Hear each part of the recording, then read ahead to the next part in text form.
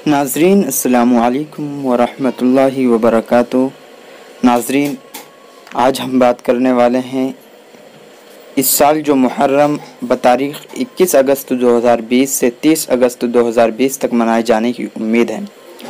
नाज़रीन इकराम, बिहार स्टेट सुन्नी वक्फ बोर्ड ने यह अपील जारी की है कि कोरोना वायरस को लेकर वज़ीरात दाखिला हुकूमत हिंद के ज़रिए 3 अनलॉक के तहत 31 अगस्त 2020 तक के लिए ज़रूरी हिदायत यानी गाइडलाइन जारी की गई है, जिसके तहत किसी भी किस्म के मजहबी इनेकाद या इज्तिमा पर रोक लगाई गई है।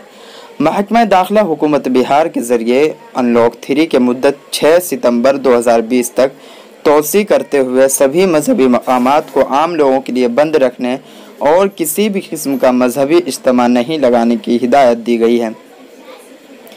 तो नाज़रीन, हम बता दें कि बिहार स्टेट सुन्नी वक्फ बोर्ड ने यह ऐलान किया है और लोगों से ये अपील की है कि हुकूमत हिंद और हुकूमत बिहार की गाइडलाइन और कोरोना वायरस की मौजूदा हालात के मद्देनज़र मुहर्रम से मुताल्लिक़ अपील की जाती है कि ताज़िया, सुपर या अखाड़े का कोई भी जुलूस नहीं निकाला जाए, इस्लाह की नुमाइश नहीं की जाए, डीजे या लाउड स्पीकर का इस्तेमाल भी नहीं किया जाए, किसी भी अवाम मकाम पर ताज़िया ना रखा जाए और अखाड़े का इनकाद नहीं किया जाए। हुकूमत ज़िला इंतज़ामिया के ज़रिए दी गई हिदायत के हर्फ ब हर्फ तामील की जाए।